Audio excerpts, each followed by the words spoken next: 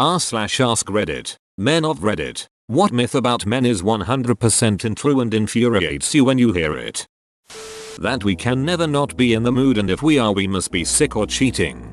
I had an ex who pushed for sex while I had a tube coming out of my back to drain my kidney and was on opiates that make it nearly impossible for me to finish. She got hers though. Did you kill her?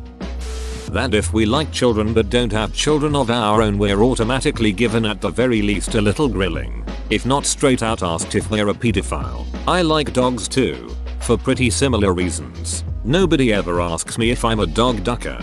Are you a dog ducker? Well, thank you for asking. No, I'm not. Well, at least not anymore. Surprisingly bitty. Men can't multitask. Every time I hear that, I have to stop what I am doing so I can get angry at it. Thank you to all who upvoted, and thank you even more to the kind souls who thought this worthy of the gold and silver. Mayo. But actually no one's really a good multitasker. We all just think we are. Mythbusters tested it, I think. Edit. Thank you. Now this is my best post, with I'm the best you come to in second. That we miss signs that women give them because they are stupid. We see them, but we don't want to be creepy. Jump to conclusions. Edit. Or we are not interested. This 1000x over. I used to pick up on signals and not act on them for 2 reasons. 1. Low self-esteem. 2. I was terrified of taking something the wrong way and getting trapped in a situation where the girl would actually not have been flirting. There's any number of bad outcomes if a girl does something you think is flirting. For 1. Obviously, she could call you a creep for coming on too strong since you already thought she liked you. For another, maybe you just don't want that one last blow dealt to your self-confidence. It's a tricky situation. I was terrified of taking something the wrong way and getting trapped in a situation where the girl would actually not have been flirting. The core tenet of my life. It's not the rejection. It's being labeled that guy. Man who works at daycare are pedophiles. Every year there are people who complain I work there. Meanwhile, the women working at daycare aren't even watched and get away with casual child abuse. I knew one colleague who drinks alcohol on work. Last time I reported, I got a warning about snitch on colleague isn't accepted. That is when I went to a other daycare. That we cannot parent as well as a woman. That we need a random woman to come hold a man's child because they're crying. That we are babysitting when our spouse isn't with our babies. Yeah, that stereotype is so damn dumb. I mean, I changed thousands of diapers and it never bothered me once. I was perfectly capable of dressing my kids. I know how to open a jar of baby food. I wash and hang my kids' school uniforms. I'm not looking for a prize, but I'm also not looking to be treated like I'm an idiot.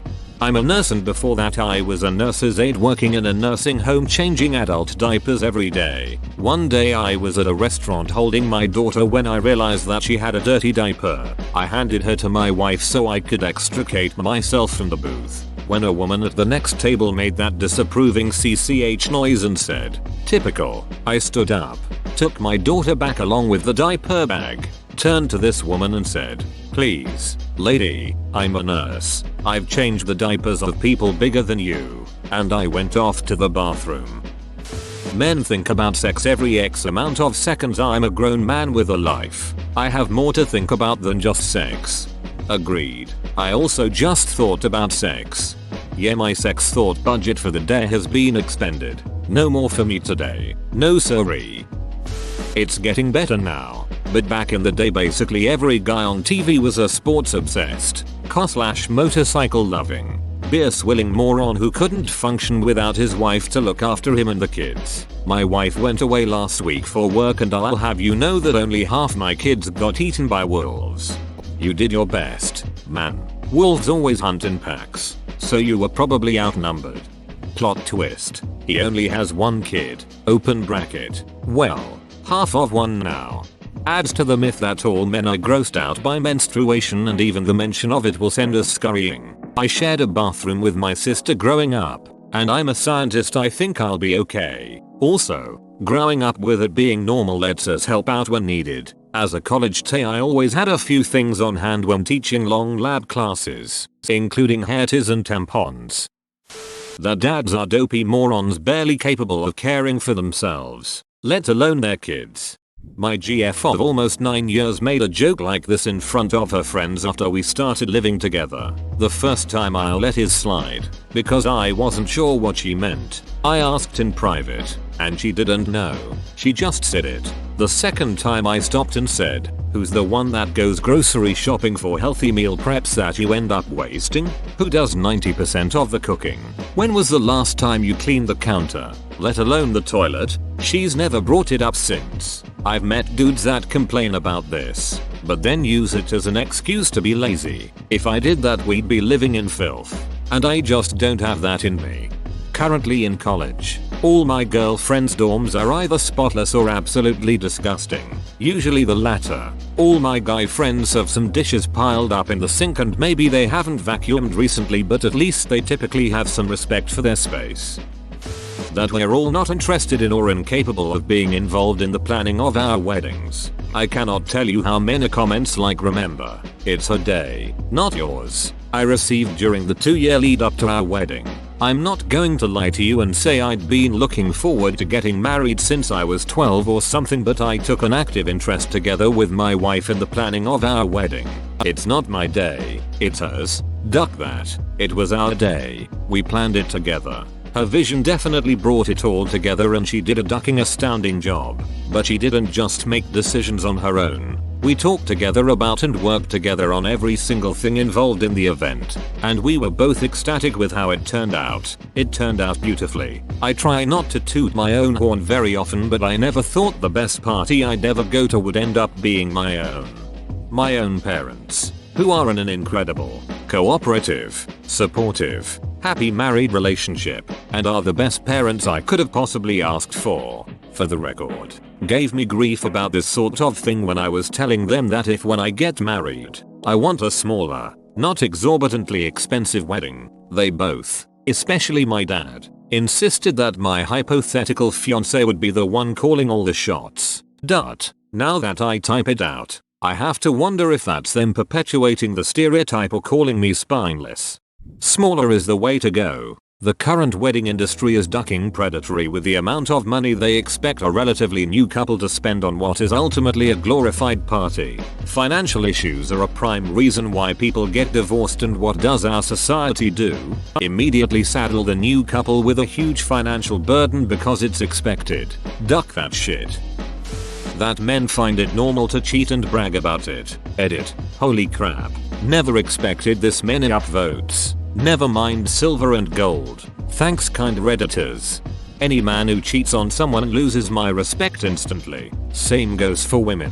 And I'm sure my feelings are shared by most guys. I don't understand why people assume that. Edit. IDKY me saying cheaters were bad deserve gold, but thanks for that. And the silver. Kind strangers.